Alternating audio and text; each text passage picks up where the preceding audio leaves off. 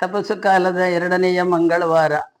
ಪ್ರವಾದಿ ಯೆಶಾಯನ ಗ್ರಂಥದಿಂದ ವಾಚನ. ಸದೋಮಿನ ಅಧಿಪತಿಗಳಂತಿರುವವರೇ, ಸರ್ವೇಶ್ವರ ಸ್ವಾಮಿ ಮಾತನ್ನು ಕೇಳಿರಿ. ಗೋಮೋರದ ಪ್ರಜೆಗಳನ್ನು ಹೋಲುವವರೇ, ನಮ್ಮ ದೇವರ ಉಪದೇಶಕ್ಕೆ ಕಿವಿ ಕೊಡಿ. ತೆಗೆದುಕೊಳ್ಳಿರಿ, ನಿಮ್ಮನ್ನೇ ಶುದ್ಧ ಮಾಡಿಕೊಳ್ಳಿರಿ. ಕಣ್ಣಿಗೆ ಕಟ್ಟಿದಂತಿರುವ ನಿಮ್ಮ ದುಷ್ಕೃತ್ಯಗಳು ನೀಗಿ ಹೋಗಲಿ.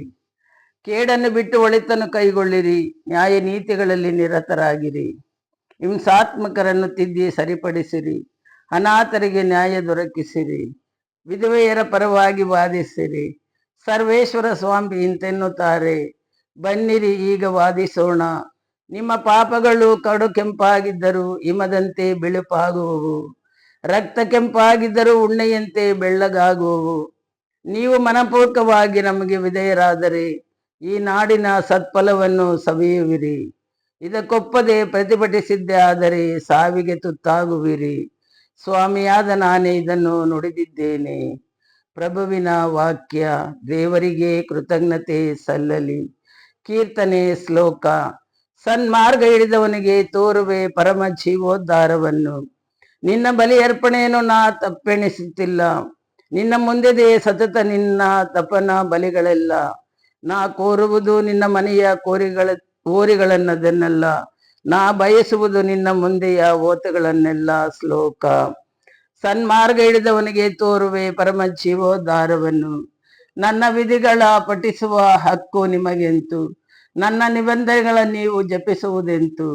ನನ್ನ ಮಾತುಗಳನ್ನು ನೀವು ತಾತ್ಸಾರ ಮಾಡುತ್ತೀರಿ. ನನ್ನ ತಿದ್ದುಪಾಠುಗಳನ್ನು ನೀವು ಧಿಕ್ಕರಿಸುತ್ತೀರಿ. ಶ್ಲೋಕ. ಸನ್ಮಾರ್ಗ ಹಿಡಿದವನಿಗೆ ತೋರುವೆ ಪರಮ ಜೀವೋದ್ಧಾರವನ್ನು. ನೀವಿದನ್ನೆಲ್ಲ ಮಾಡಿದರೂ ನನ್ನ ಮೌನಿ ಎನ್ನುವಿರ. ನಾ ಕೂಡ ನಿಮ್ಮಂಥವನು ಎಂದುಕೊಂಡಿರ. ಧನ್ಯವಾದದ ಬಲಿ ಅರ್ಪಿಸುವವನೇ ನನಗೆ ಸನ್ಮಾನಿತನು. ಸನ್ಮಾರ್ಗ ಹಿಡಿದವನಿಗೆ ತೋರುವೆ ಪರಮ ಜೀವೋದ್ಧಾರವನ್ನು. ಶ್ಲೋಕ. ಸನ್ಮಾರ್ಗ ಹಿಡಿದವನಿಗೆ ತೋರುವೆ ಪರಮ ಜೀವೋದ್ಧಾರವನ್ನು. ಘೋಷಣೆ. ದೇವರ ವಾಕ್ಯವಾದ ಪ್ರಭು ಯೇಸುವೆ, ನಿಮಗೆ ಸದಾ ಮಹಿಮೆ ಸಲ್ಲಲಿ. ದೇವರ ವಾಕ್ಯವಾದ ಪ್ರಭು ಯೇಸುವೆ, ನಿಮಗೆ ಸದಾ ಮಹಿಮೆ ಸಲ್ಲಲಿ. ಪಶ್ಚಾತ್ತಾಪ ಪಟ್ಟು ಪಾಪಕ್ಕೆ ವಿಮುಖನಾಗಿರಿ. ದೇವರಿಗೆ ಅಭಿಮುಖರಾಗಿರಿ. ಸ್ವರ್ಗ ಸಾಮ್ರಾಜ್ಯವು ಸಮೀಪಿಸಿತು. ದೇವರ ವಾಕ್ಯವಾದ ಪ್ರಭು ಯೇಸುವೆ, ನಿಮಗೆ ಸದಾ ಮಹಿಮೆ ಸಲ್ಲಲಿ. ಮತ್ತಾಯನು ಬರೆದ ಪವಿತ್ರ ಶುಭ ಸಂದೇಶದಿಂದ ವಾಚನ. ಆ ಕಾಲದಲ್ಲಿ ಯೇಸು ಜನಸಮೂಹವನ್ನು ತಮ್ಮ ಶಿಷ್ಯರನ್ನು ಉದ್ದೇಶಿಸಿ ಇಂತೆಂದರು. ಧರ್ಮಶಾಸ್ತ್ರಿಗಳು ಫರಿಸಾಯರು ಮೋಶೆಯ ಸ್ಥಾನದಲ್ಲಿ ಇದ್ದಾರೆ. ಆದುದರಿಂದ ಅವರು ನಿಮಗೆ ಉಪದೇಶಿಸುವುದನ್ನೆಲ್ಲ ಆಲಿಸಿರಿ ಹಾಗೂ ಪಾಲಿಸಿರಿ. ಆದರೆ ಅವರ ನಡತೆಯನ್ನು ಅನುಸರಿಸಬೇಡಿ, ಏಕೆಂದರೆ ಅವರು ನುಡಿದಂತೆ ನಡೆಯುವುದಿಲ್ಲ. ಭಾರವಾದ ಹಾಗೂ ಹೊರಲಾಗದ ಹೊರೆಗಳನ್ನು ಕಟ್ಟಿ ಮಾನವರ ಹೆಗಲ ಮೇಲೆ ಹೇರುತ್ತಾರೆ. ತಾವಾದರೂ ಅವನ್ನು ಕಿರುಬೆರಳಿನಿಂದಲೂ ಮುಟ್ಟಲೊಲ್ಲರು. ತಾವು ಕೈಗೊಳ್ಳುವ ಕಾರ್ಯಗಳನ್ನೆಲ್ಲ ಜನರು ನೋಡಲೆಂದೇ ಮಾಡುತ್ತಾರೆ. ತಮ್ಮ ಧಾರ್ಮಿಕ ಹಣೆಪಟ್ಟಿಗಳನ್ನು ಅಗಲ ಮಾಡಿಕೊಳ್ಳುತ್ತಾರೆ. ಮೇಲಂಗಿಯ ಗೊಂಡೆಗಳನ್ನು ಉದ್ದುದ್ದ ಮಾಡಿಕೊಳ್ಳುತ್ತಾರೆ.